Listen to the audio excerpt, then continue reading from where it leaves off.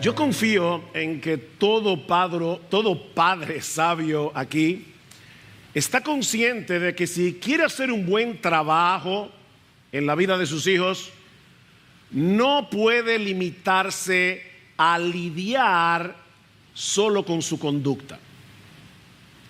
Todo padre sabio está consciente de que debe pastorear el corazón. Pastorear el corazón. Mis hermanos, no es suficiente que nuestros hijos obedezcan una orden. Si lo hacen de mala gana, si lo hacen con un espíritu quejoso, o si en el fondo están usando la obediencia como un chantaje, es decir, porque ellos quieren algo de nosotros y dicen, mejor estoy frío con papi y mami y hago lo que me piden. En este caso la obediencia es un medio para lograr un fin egoísta. Dame, hijo mío, tu corazón, le dice un padre sabio a su hijo en Proverbios capítulo 23, versículo 26. Y mis hermanos, si eso se relaciona, si eso se aplica a la relación entre padres e hijos, ¿cuánto más a nuestra relación con Dios? Él no quiere de nosotros una fachada de obediencia. Él no quiere de nosotros una fachada de espiritualidad. Él no quiere de nosotros una fachada religiosa. Mis hermanos, Dios quiere nuestro corazón, el tuyo y el mío. De ahí la reprensión de Cristo a los líderes religiosos de su tiempo. Recuerden Marcos capítulo 7 versículo 6, bien profetizó de vosotros Isaías diciendo, hipócritas, este pueblo de labios me honra, pero su corazón está lejos de mí. Mis hermanos, si el corazón está lejos de Dios, nuestras alabanzas de labios no son más que palabras vacías. Nuestro servicio a Él son una ceremonia sin vida. Mis hermanos, Dios quiere de nosotros todo nuestro ser como un sacrificio vivo, dice Romanos capítulo 12, nuestro cuerpo y nuestro espíritu involucrados en nuestro servicio, en nuestra alabanza, en nuestra adoración, porque todo nuestro ser es de Él. Él nos compró. Esa es una de las enseñanzas clave que encontramos en el pasaje de Ageo que vamos a considerar en la mañana de hoy. Pero por amor a aquellos que nos visitan, permítanme tomar unos breves minutos para poner esta historia en su contexto. En el año 586 antes de Cristo, los babilonios destruyeron la ciudad de Jerusalén, destruyeron el templo que Salomón había construido y se llevaron cautivos a un gran número de israelitas a Babilonia. Pero tal como Dios había profetizado en el libro de Daniel, unos años más tarde los persas conquistaron a los babilonios. Y el rey Ciro el Grande de Persia emitió un decreto para que aquellos judíos que lo desearan regresaran a Jerusalén para reconstruir el templo y la ciudad. En el año 537 antes de Cristo, unos 50,000 israelitas regresaron a Jerusalén, liderados por Zorobabel, el gobernador, y de inmediato se pusieron a la labor, se dedicaron a la labor de la reconstrucción del templo. Pero al año siguiente Ciro muere en batalla y comienzan a surgir una serie de presiones. Los judíos comienzan a enfrentar una serie de problemas y ese impulso inicial comienza a enfriarse hasta que la obra se detiene por completo durante 16 años. Es en ese contexto que Dios les envía al profeta Ageo en el año 520 antes de Cristo, que los exhorta a arrepentirse, que los exhorta a poner sus prioridades en orden, a salir de esa apatía espiritual en la cual estaban sumidos. Todo el pueblo reacciona al mensaje de la palabra y de inmediato reinician el proyecto de reconstrucción. Pero al llegar al versículo 10 del capítulo 2, la porción del pasaje que nos toca predicar en esta mañana, nos damos cuenta que todavía las cosas no estaban caminando bien. Por lo que Dios les envía de nuevo su palabra por medio de Ageo. Dice en el versículo 10, el día 24 del mes noveno, que en nuestro calendario equivale al 18 de diciembre. Marquen esa fecha. Este mensaje de Ageo, recuerden, Ageo tuvo varios mensajes desde el mes de agosto hasta este último, el 18 de diciembre del año 520 antes de Cristo. Tal parece que algunos de estos israelitas estaban suponiendo que todo iba marchando bien por el hecho de ellos haber comenzado la reconstrucción del templo. Pero lo cierto es, mis hermanos, que no todo estaba bien. Había un problema en el corazón que no estaba del todo resuelto. Por eso alguien decía que el corazón del problema es el problema del corazón. Ellos habían reiniciado la obra, pero todavía había un problema. La mera reconstrucción del templo, por importante que esto fuera, no implicaba necesariamente un verdadero arrepentimiento de corazón por la forma como ellos habían relegado a Dios a un segundo plano por casi 16 años.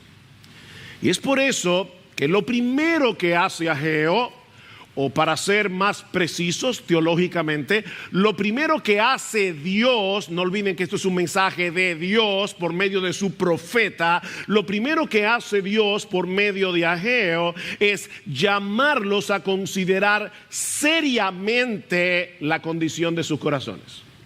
Vean una vez más el versículo 10. El día 24 del mes noveno, en el año segundo de Darío, vino la palabra del Señor al profeta Ageo diciendo: así dice el Señor de los ejércitos, pide ahora instrucción a los sacerdotes. Y me llama la atención que no dice pidan, dice pide tú. Esto es un mensaje muy personal. Tú, miembro de Iglesia Bíblica del Señor Jesucristo, este mensaje es para ti. Olvídate de tu hermano que está al lado tuyo. Este mensaje es para ti. Pide ahora instrucción. Si alguno lleva carne consagrada en la falda de su vestidura y toca con su falda pan, alimento cocido, vino, aceite o cualquier otro alimento, ¿quedará consagrado? Y los sacerdotes respondieron y dijeron no. Y dijo Ageo: y si alguno inmundo por el contacto con un cadáver, esto es una ley levítica, toca cualquiera de estas cosas, ¿quedará inmunda? Respondieron los sacerdotes y dijeron sí, quedará inmunda.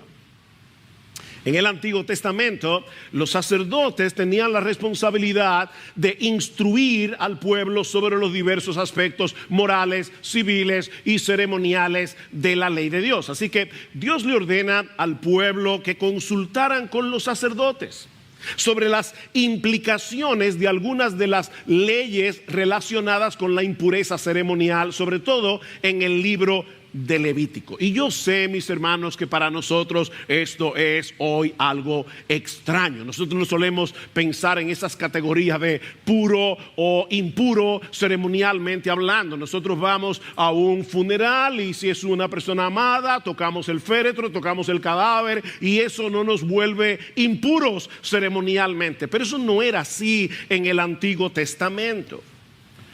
Cuando un judío tocaba un cadáver, cuando un judío tocaba algo inmundo, quedaba ceremonialmente impuro. Y lo que eso quiere decir es que por un tiempo ese judío no podía participar libremente del culto público en el templo. Esa es la idea de una impureza ceremonial. Es en ese contexto que ahora Dios le dice: pregúntale al sacerdote qué pasaría si él llevara en la falda de su manto, como era la costumbre, una carne que había sido consagrada y ahora toca algún otro tipo de alimento, pan, aceite, vino o otro pedazo de carne. ¿Eso haría que ese otro alimento quedara consagrado? Y el sacerdote responde correctamente: no, eso no se pega. La consagración no se pega. Pero ¿qué pasa si es al revés? Pregunta a Dios. Que alguien en estado de impureza ceremonial, tal vez por haber tocado a un cadáver, tocara cualquiera de esas cosas, pan, aceite, cualquier alimento. En ese caso, el alimento quedaría inmundo, y los sacerdotes entonces correctamente responden que sí. El principio, mis hermanos, que está detrás de estas leyes ceremoniales es muy simple. La santidad no se pega, pero la impureza es altamente contagiosa. La santidad no se pega. La impureza, la inmundicia es altamente contagiosa. Tal vez nos ayude un ejemplo cotidiano. Niños, escúchenme, quiero hacerles una pregunta. Niños jóvenes que están aquí, imagínate que tú tienes una camisa blanca acabadita de lavar, está totalmente limpia, y a ti se te ocurre la brillante idea de usar tu camisa blanca para limpiar una superficie que está manchada de aceite. Y la pregunta es: ¿la blancura y la limpieza de la camisa van a hacer que la mancha desaparezca, o lo que va a suceder es que la mancha va a dañar la camisa? La respuesta es muy obvia, ¿no? La mancha no va a desaparecer, la camisa quedará manchada. Otro ejemplo. Hace unos meses, pocos meses atrás, 2 o 3, yo estaba en la ciudad de Orlando en una labor ministerial. Y yo estoy observando a la hermana, estoy hablando con ella en la cocina mientras ella está preparando el desayuno. Ella está haciendo una tortilla de huevos. Y yo veo que de repente, antes de poner la tortilla de huevo en el sartén, la hermana bota la mezcla en la basura. Y yo le pregunto qué pasó. Dice, bueno, que había un huevo podrido. Fíjense, el punto es este. Si yo estoy haciendo una tortilla de 6 huevos y uno de los huevos, uno solo, está dañado, si lo mezclo con los 5 huevos que están buenos, estos 5 huevos buenos no van a arreglar el que está podrido, sino que el podrido va a dañar toda la mezcla. Ven que el principio no es tan complicado de entender. La santidad no se pega, pero la inmundicia sí. La inmundicia sí. Y lo mismo sucede a nivel moral, lo mismo sucede a nivel espiritual. Miren, mis hermanos, estar al lado de una persona santa no te santifica. Y tú puedes pasarte 25 años al lado de ella, y eso automáticamente no te santifica. O apliquemos a las actividades religiosas. Venir los domingos a la iglesia regularmente, fielmente, cada semana. Cantar los himnos con los ojos cerrados, las manos levantadas. Escuchar la predicación de la palabra. Ninguna de esas cosas te santifica automáticamente. Tú puedes hacer eso por 10, 15, 20, 30 años y eso no te santifica. Ahora noten, Dios usa esos medios para santificarnos, siempre que ellos nos acerquen a Él en arrepentimiento y fe. Si nuestro corazón está lejos de Dios, estar en el lugar correcto, haciendo las cosas correctas, no te sirve de nada. No te sirve de nada. No será de ningún beneficio. Debemos arrepentirnos de nuestros pecados. Debemos arrepentirnos de todos los ídolos que han estado suplantando a Dios en nuestro corazón. Debemos volver a ponerlo a Él en el lugar que le corresponde, volver a poner en Él toda nuestra confianza, nuestro deleite, nuestra seguridad. Eso es arrepentirse. Es volverse del pecado a Dios, es dejar de confiar en cualquier cosa que no sea Dios para volver a poner nuestra confianza, todo nuestro deleite, toda nuestra satisfacción únicamente en Dios.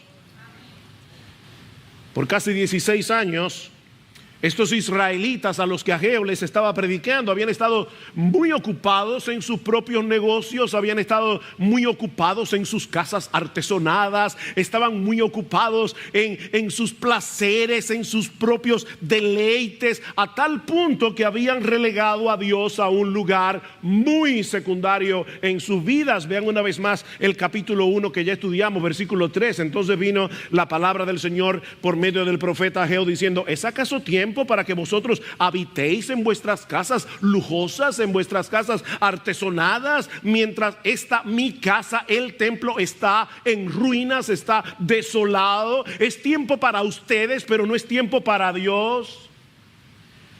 Y aunque ellos habían comenzado a reedificar el templo, mis hermanos, eso no necesariamente implicaba que todo el pueblo estaba consciente de lo mucho que se habían alejado de su comunión con Dios. No estaban tan conscientes de lo trastornadas que estaban sus prioridades. Es por eso que a lo largo de todo el libro nosotros vemos una y otra vez el llamado de Dios a considerar. Capítulo 1, versículo 5. Ahora pues, así dice el Señor de los ejércitos: considerad bien vuestros caminos.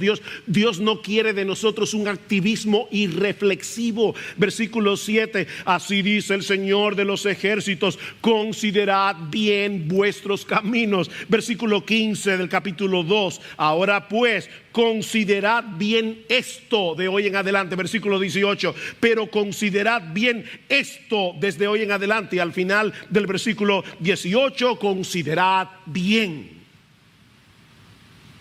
Es insistente. Deténganse a pensar. Examinen sus corazones.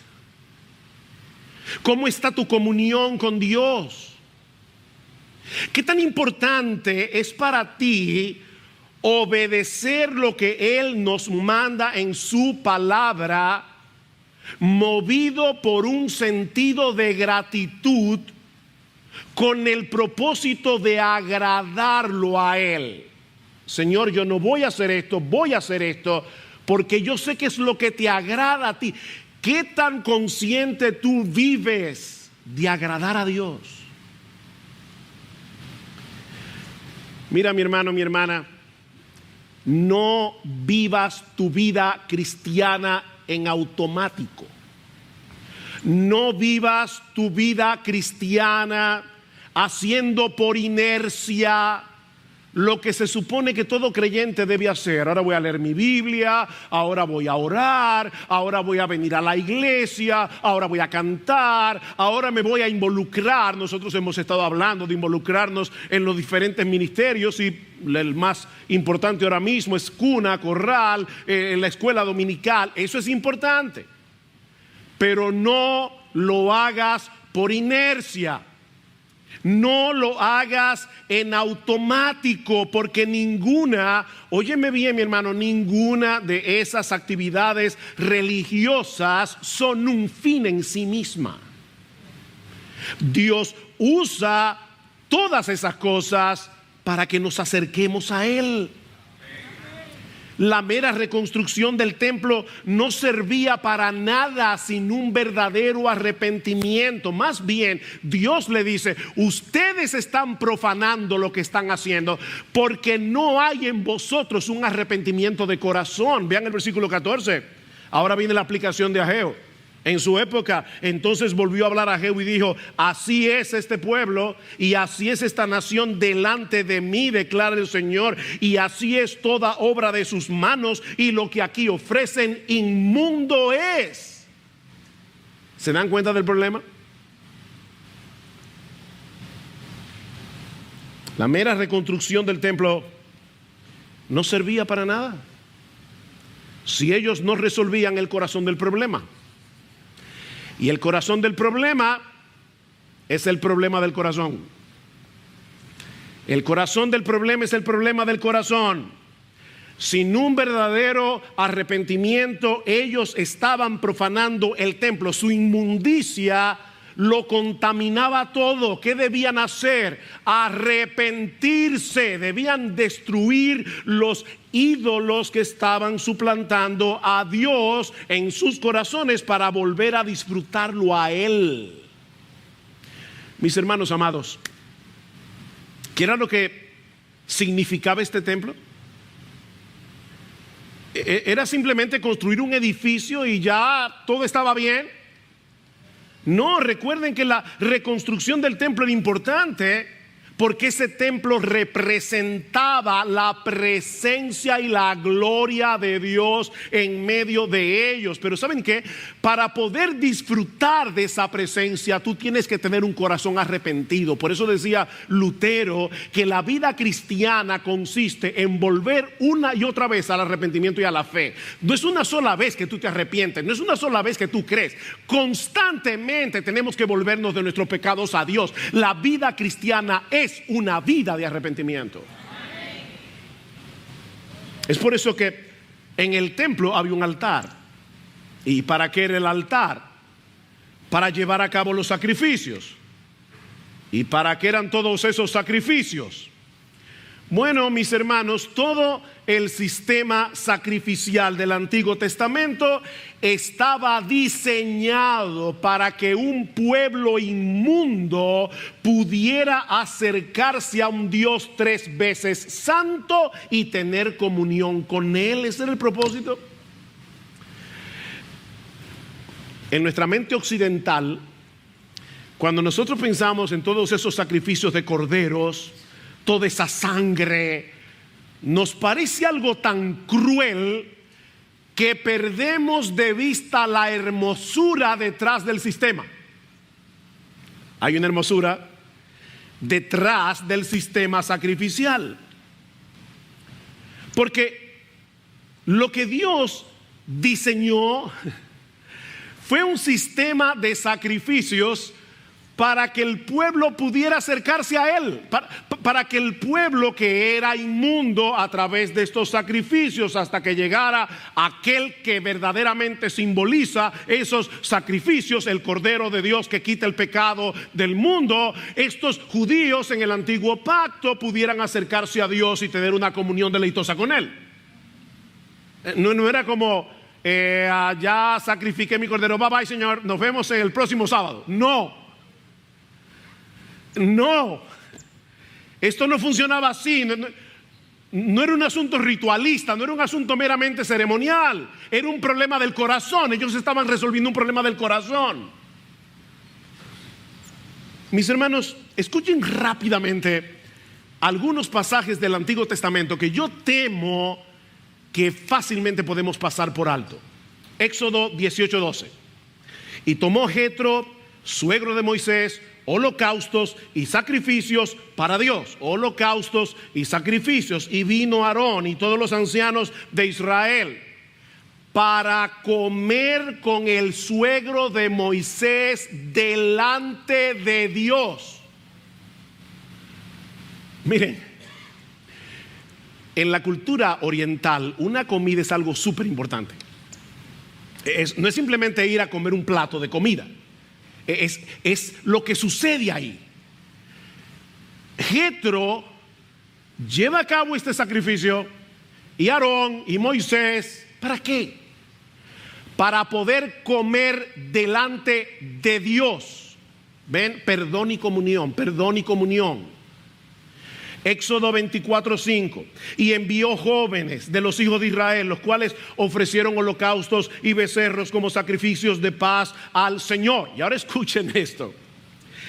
Y vieron a Dios y comieron y bebieron. Todos estos sacrificios es para que ellos pudieran sentarse a la mesa con Dios, a tener comunión con Él. Un texto más, Deuteronomio 12:6. Y allí llevaréis vuestros holocaustos y vuestros sacrificios y comeréis allí delante de Jehová vuestro Dios y os alegraréis. No era, ya Señor cumplí, mira el cordero, nos vemos. No, perdón y comunión, perdón y comunión. Todo el sistema sacrificial del Antiguo Testamento fue diseñado para proveer perdón y comunión, para poder sentarse a comer con el Dios soberano, con el Rey de los Reyes, con el Señor de los Señores. No podemos disfrutar al Dios Santo sin arrepentimiento.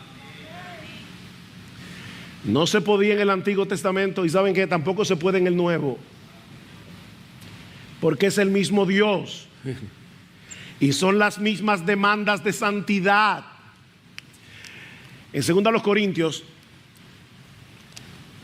Pablo le dice a una iglesia cristiana, 2 Corintios 6:16, él le pregunta: ¿hay algún acuerdo entre el templo de Dios y los ídolos? ¿Será que acaso Dios envió una embajada de paz y ya se reconcilió con los ídolos y ya hay un acuerdo? Por supuesto que no. Y ahora escuchen: porque vosotros sois el templo del Dios viviente, como Dios dijo: habitaré y andaré entre ellos y seré su Dios. ¿Tú sabías que Dios está aquí caminando en medio nuestro? Habitaré y andaré entre ellos, y ellos serán mi pueblo. Pero aquí hay una demanda: por lo cual salid de en medio de ellos y apartaos, dice el Señor, y no toquéis lo inmundo, y yo os recibiré y seré para vosotros por padre, y vosotros me seréis hijos e hijas, dice el Señor de los ejércitos. Aquí está la versión nuevo testamentaria del pasaje de Ageo. Es el mismo Dios, las mismas demandas: no toquen lo inmundo. Mis hermanos, voy a hacer una comparación que obviamente no es del todo precisa, porque, como he dicho muchas veces, la cosa ilustrada nunca ilustra perfectamente lo que ilustra. Es una ilustración, valga la redundancia. Tú quieres tener una deleitosa comunión con tu esposa, agrádala. ¿O qué tú pretendes? Que tú la puedes tratar como si fuera cualquier cosa y entonces después tú quieres que ella esté contigo de risita. Ahora fíjate, ella sigue siendo tu esposa por un pacto que tú hiciste con ella. Ella no deja de ser tu esposa por cómo tú te comportes. Yo estoy hablando, si tú quieres disfrutar de una deleitosa comunión con tu esposa, agrádala. Es fácil de entender, ¿verdad? ¿Qué sigue diciendo Pablo? Así que, amados, aquí está su conclusión: puesto que tenemos tales promesas, limpiémonos de toda contaminación de carne y de espíritu, perfeccionando la santidad en el temor de Dios. Lo que Pablo está diciendo es que si Dios ha prometido habitar en medio nuestro, ¿no debería ser eso una razón suficiente para tomar en serio la santidad de nuestro corazón? Para evitar intencionalmente todo aquello que pueda ser ofensivo a Dios, que pueda alejarnos de Él. Tenemos un gran privilegio, dice Pablo. Dios habita en medio nuestro. ¡Wow! Ahora vivamos en consecuencia. Seamos coherentes. Los israelitas de los días de Ageo preferían disfrutar de sus casas lujosas, no de Dios. No, Dios puede esperar, pero no mi casa, no mis placeres, no mis lujos, no mis deleites, no mi entretenimiento. Dios puede esperar, esto no. Y es por eso que ahora, en la segunda parte del mensaje, aquí va mi segundo encabezado, Dios, a través de Ageo, también llama al pueblo a recordar la profunda insatisfacción que ellos cosecharon como consecuencia de haberlo relegado a él a un lugar muy secundario en sus vidas. Recuerden vuestra insatisfacción, versículo 15. Ahora pues considerad bien esto de hoy en adelante, antes que se pusiera piedra sobre piedra en el templo del Señor. Desde aquel tiempo venía alguno a un montón de 20 medidas y había solo 10, eran menos. Venía alguno al lagar para sacar 50 cántaros y resulta que solo había 20. Y ahora Dios les explica por qué. Os herí con viento abrasador, con añublo, con granizo, en toda obra de vuestras manos, pero ninguno de vosotros se volvió a mí, dice el Señor. ¿Ven el punto? No es difícil. Esta parte del mensaje es muy parecida al primero que Ageo predicó en el mes de agosto, 3 meses antes. Noten el versículo 6 del capítulo 1. Sembráis mucho, pero recogéis poco. Coméis, pero no hay suficiente para que os saciéis. Bebéis, pero no hay suficiente para que os embriaguéis. Os vestís, pero nadie se calienta. Y el que recibe salario en bolsa rota. Y luego a partir del versículo 11, Dios le está diciendo: fui yo el que llamó la sequía, fui yo el que hice que la tierra no produjera fruto, yo fui que lo hice. Nosotros solemos hablar de las leyes naturales y fácilmente podemos olvidar que somos nosotros que le llamamos leyes naturales. La Biblia le llama la providencia de Dios. Es Dios el que maneja todas las cosas. Todas las cosas. El campo produce porque Dios hace que produzca. Cae lluvia como esta mañana porque Dios hace que caiga la lluvia. Es Dios el que gobierna su creación. Y Dios les está diciendo aquí: ¿saben qué?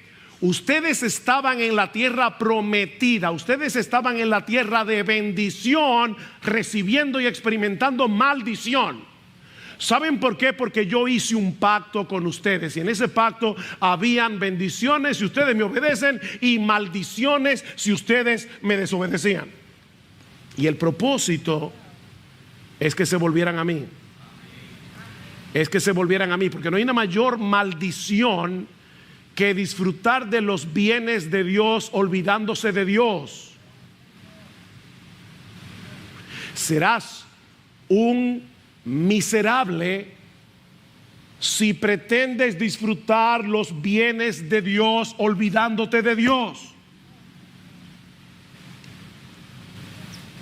Sí, Dios ha prometido bendecirnos por gracia. Y yo imagino que algunos pueden estar pensando: pastor, pero hay algo aquí que yo no entiendo. ¿Cómo compaginamos esto con la gracia de Dios? ¿Acaso no dice la Biblia que todo lo que Dios nos da lo recibimos de pura gracia y no como resultado de nuestra obediencia? Respuesta: eso es verdad en parte. Eso es verdad en parte. Y ahora yo quiero todas vuestras neuronas.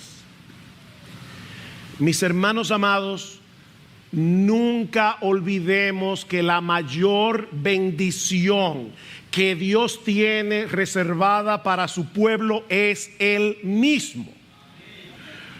Lo que Dios quiere darnos es la enorme, maravillosa, extraordinaria bendición de estar con Él, de tener comunión con Él, de disfrutarlo a Él.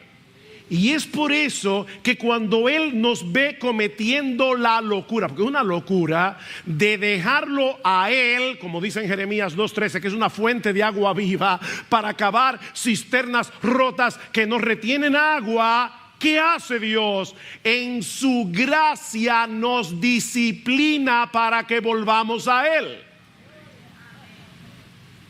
¿Ven el punto? Es una disciplina de amor. Dios al que ama disciplina. Eso no es lo que hacen los padres sabios, sensatos, que cuando ven a sus hijos coqueteando con algo que puede hacerles daño, les dicen no, no, hijo mío, no. Eso mismo hace Dios, porque Él es un buen padre. Él es un buen padre, y Dios al que ama disciplina. Óyeme bien, mi hermano, el mensaje de la gracia de Dios no está completo si olvidamos que la mayor bendición de Dios para sus hijos es el disfrute de la comunión con Él en el deleite de su santidad.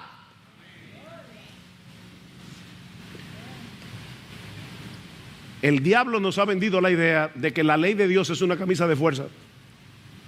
Es como si Dios fuera un matagozo cósmico, un ser aburrido que está allí en el cielo, procurando de todo corazón que nosotros disfrutemos de su aburrimiento.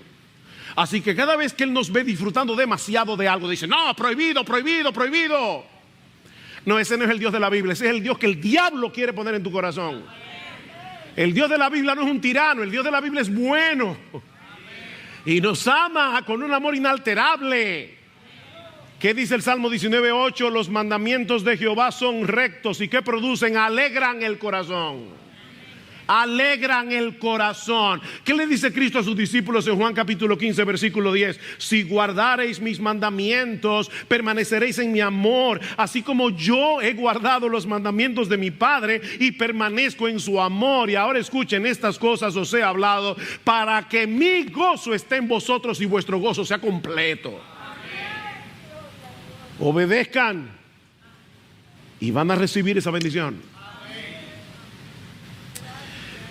Mira, tomar en serio los mandamientos de Dios, tomar en serio la santidad, no es contrario a la gracia. Pensar eso es una desgracia. Lo que es contrario a la gracia es tratar de obedecer a Dios para ganarnos su favor. Eso es contrario a la gracia. En vez de hacerlo movidos por la gratitud de haber sido ya favorecidos por gracia.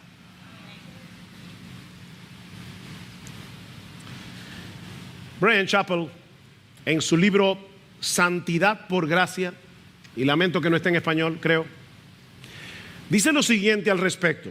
Oigan esto: el legalismo hace que los creyentes piensen que Dios los acepta por lo que ellos hacen. El libertinaje hace que los creyentes piensen que a Dios no le importa lo que ellos hacen. Ambos errores tienen terribles consecuencias espirituales. El legalismo y el libertinaje son primo hermanos. Los dos distorsionan a Dios y por lo tanto distorsionan su santidad y el deseo de Dios de que seamos santos porque Él es santo. Sigue diciendo Bryan Chapell: Dios no nos ama porque nosotros lo obedecemos. Olvídense de eso. Dios no nos ama porque nosotros le obedecemos, pero no podemos conocer las bendiciones de su amor sin la obediencia. las bendiciones de su amor, el deleite de su amor. Así que, dice Chappell, un enfoque en una gracia que subestima las demandas de obediencias del mismo Cristo niega el conocimiento de Cristo y su intimidad con Él. Eso no es gracia. ¿Qué dice Pablo en Romanos capítulo 6? Ustedes han muerto al pecado. No sigan obedeciendo al pecado. No sigan presentando vuestros cuerpos, vuestros miembros de vuestros cuerpos para servir a la iniquidad. ¿Saben por qué? Porque ya no estáis bajo la ley, sino bajo la gracia. Espérate. El pecado, dice Pablo, ya no se enseñoreará de vosotros. ¿Saben por qué? Porque ustedes no están bajo la ley, están bajo la gracia. Y yo creo que ese es uno de los textos más mal interpretados en el día de hoy. ¿Qué significa eso? El pecado ya no puede enseñorearse porque ustedes cambiaron de dueño. Cuando ustedes estaban bajo la ley, como seres humanos comunes y corrientes, antes de ser regenerados por Dios, antes de disfrutar de la nueva vida que ahora tenemos en Cristo, ustedes tenían la obligación de cumplir la ley porque Dios es Dios, pero no podían hacerlo. Ustedes tenían que obedecer, pero no podían obedecer porque eran esclavos del pecado. Pero ahora nosotros estamos en un nuevo régimen. Es el régimen de la gracia. Y en ese régimen, ahora Dios nos da los recursos que necesitamos para obedecer. Entonces, por eso el pecado ya no puede enseñorearse, el pecado ya no puede seguir controlándolos a su antojo, porque ya no están bajo el régimen de la ley, están bajo el régimen de la gracia. Y ese régimen trae consigo la capacidad de obedecer a Dios deleitosamente, no perfectamente, pero sí sinceramente. Aleluya, gloria a Dios. Es por eso que Ageo concluye su mensaje de parte de Dios con un llamado a descansar con esperanza en la bendición que acompaña la obediencia de corazón. Versículo 18. Pero considerad bien esto de hoy en adelante, desde el día 24 del mes noveno, desde el día en que se pusieron los cimientos del templo del Señor. Considerad bien. ¿Está todavía la semilla en el granero? No, ya la habían sembrado. Pero todavía la vid, la higuera, el granero y el olivo no han dado fruto. Pero desde hoy yo os bendeciré. Wow, qué mensaje tan esperanzador. Otra vez tenemos que prestar atención a la fecha del mensaje. El 24 del mes noveno, estamos el 18 de diciembre en nuestro calendario. Esa era la época en que los judíos ya habían sembrado la semilla en el campo y estaban aguardando los frutos. Este era un tiempo importante del cultivo. Pero ahora Dios le dice: ¿saben qué, mis hijos, pueblo mío? Ustedes necesitan vivir por fe, no por vista. Porque no parece lógico sacar tiempo de vuestro trabajo en el campo en una época tan crucial para continuar con la reparación del templo. Eso no parece lógico. Pero Dios le dice: eso es precisamente lo que ustedes tienen que hacer. Pónganme en mi lugar. Yo soy el primero, no importa que estemos en época de cosecha. Pónganme en mi lugar, yo soy el primero. Vivan por fe. Pruébenme. Ellos necesitaban volver a poner sus prioridades en orden, o en el lenguaje de Jesús, ellos debían poner primero el reino de Dios y su justicia y dejarle a Dios la añadidura. Déjale a él la añadidura. Es por eso que Dios les dice: miren qué reto, marquen este día. Márquenlo en su calendario, 18 de diciembre. Porque hoy comienza la temporada de bendición. Hasta ahora ustedes estaban en la tierra prometida, en la tierra bendita, experimentando la maldición del pacto por su desobediencia.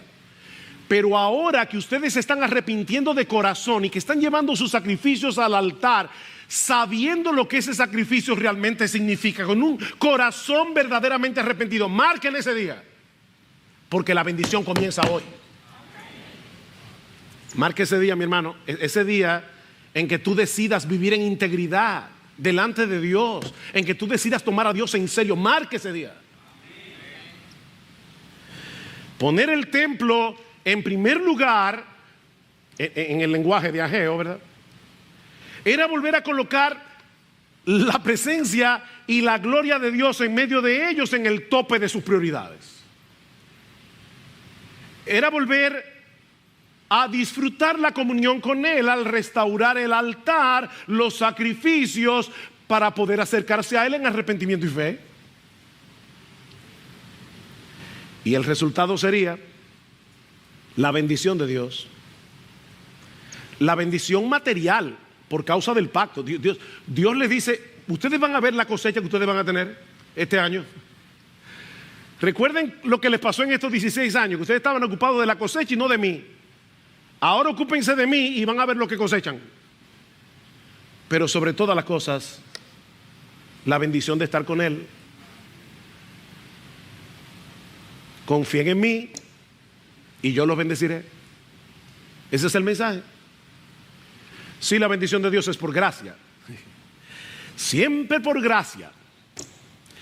Como dice Jerry Bridges, nunca llegaremos a ser tan obedientes que merezcamos la bendición y el favor de Dios. Olvídate de eso. Ningún día bueno es lo suficientemente bueno como para que tú te ganes el favor de Dios. Olvídate de eso, que eso es legalismo. Pero nunca olvides que Él es la más grande bendición que Él nos concede de pura gracia. Él es la bendición. Y esa bendición se disfruta en arrepentimiento y fe.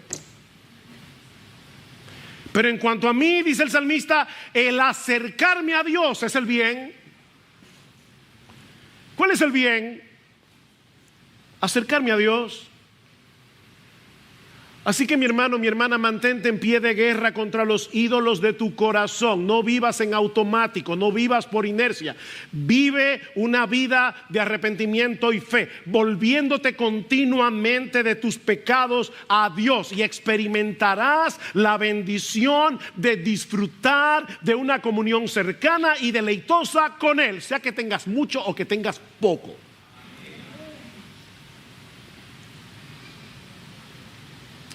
Dios no te salvó de pura gracia para que ahora tengas licencia para pecar. Dios no te salvó de pura gracia para que tengas en poco sus mandamientos.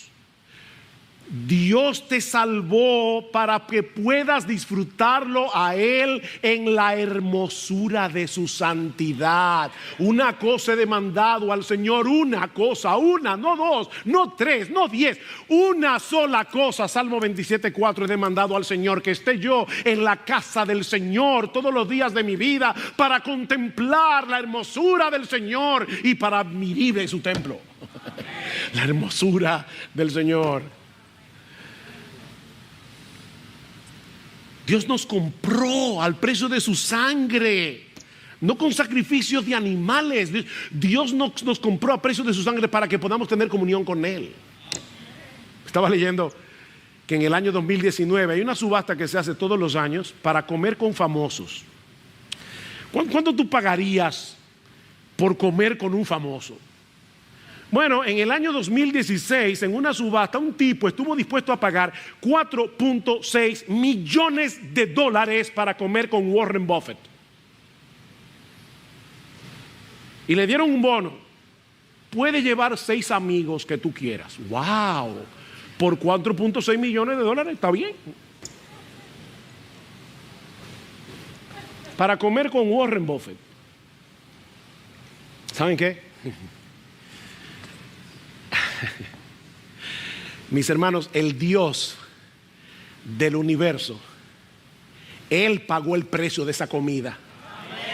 con la sangre de su Hijo, para que tú y yo podamos sentarnos a la mesa con el Todopoderoso y tener una relación de deleitosa comunión con Él, como un padre con su hijo. Y Él pagó el precio. Y no fueron 4.6 millones de dólares. Fue la sangre de Jesús vertida en el Calvario.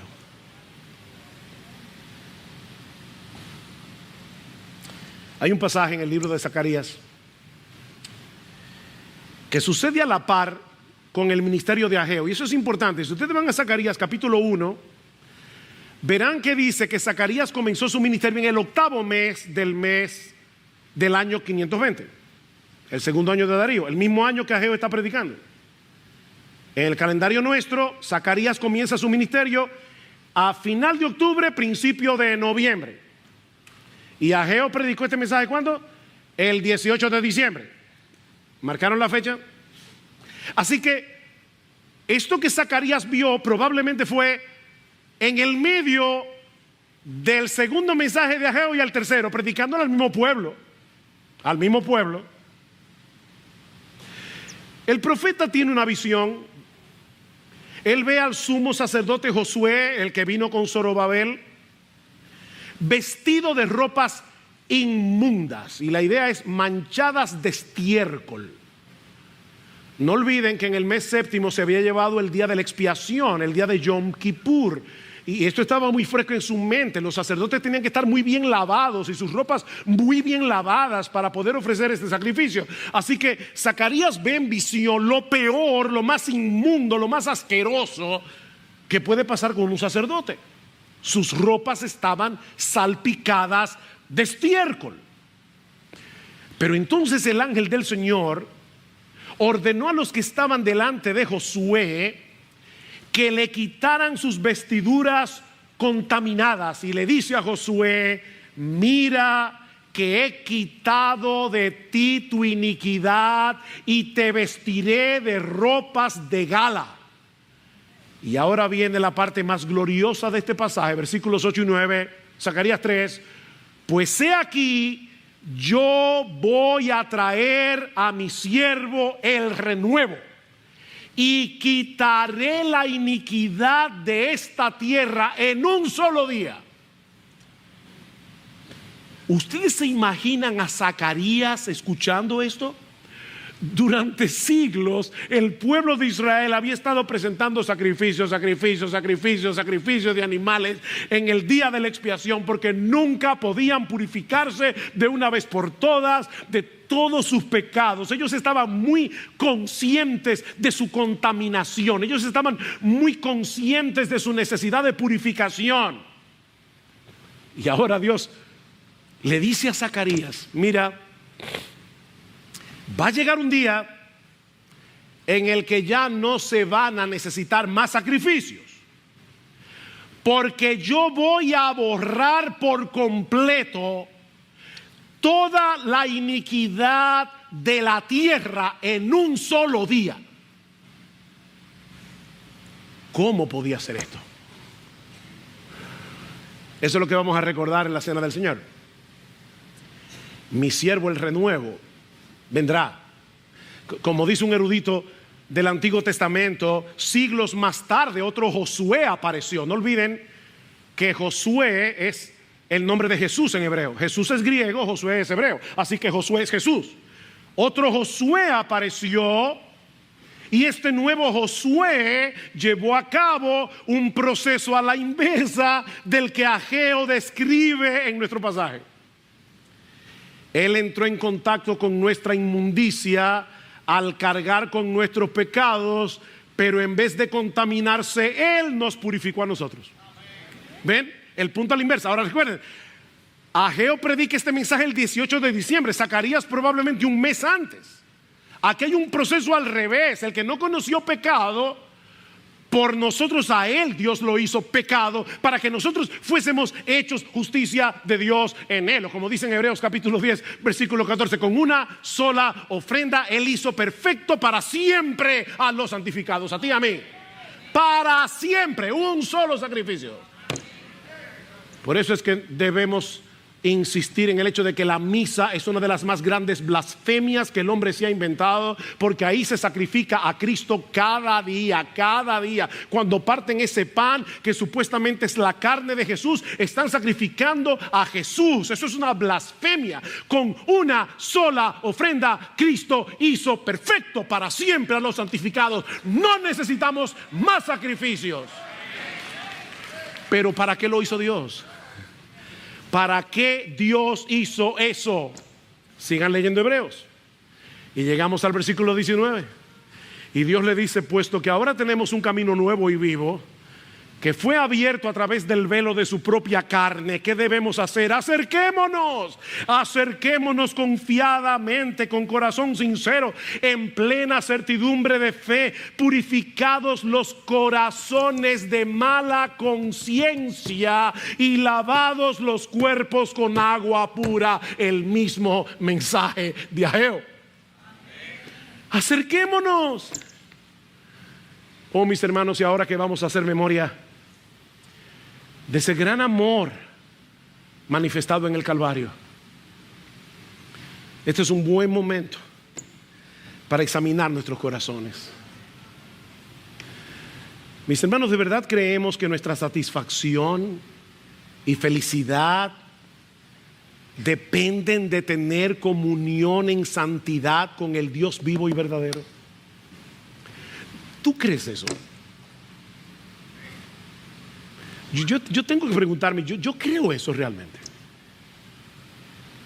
Que los mandamientos de Jehová son rectos y que alegran el corazón. Que el verdadero gozo se encuentra en una deleitosa y obediente comunión con Dios. ¿Cuáles son los ídolos que se están interponiendo entre Dios y tú? ¿Es el placer? ¿Es la fama? ¿Es el dinero? ¿Es el entretenimiento? ¿Es tu estilo de vida? Que te están llevando a buscar tu seguridad, a buscar tu satisfacción fuera de Dios. Arrepiéntete. Oh, mis hermanos, pidamos en oración que en dependencia de su espíritu hoy marquen este día 5 de junio. Este puede ser tu 18 de diciembre. Marque este día cuando te volviste a Dios en serio, en arrepentimiento y fe. Que en gratitud seamos movidos a procurar intencionalmente su agrado, viviendo en integridad, no perfectamente, es manteniendo nuestras cuentas cortas con Dios, manteniendo una buena conciencia, como dice Pablo, delante de Dios y de los hombres. Mantén tus cuentas cortas, que si confesamos nuestros pecados, Él es fiel y justo para perdonar nuestros pecados y limpiarnos de toda maldad. No tienes que quedarte aplastado por el peso de tu pecado. No, marca este día. Oh, que el Señor bendiga su palabra predicada en esta mañana, y que ahora bendiga su palabra representada al participar de la cena del Señor, para hacer memoria del alto precio que el Dios del universo pagó por medio de la preciosa sangre de su precioso Hijo, para que ahora podamos sentarnos a comer con Él. No con Warren Buffett, no con Bill Gates, con el Rey de los Reyes y con el Señor de los Señores.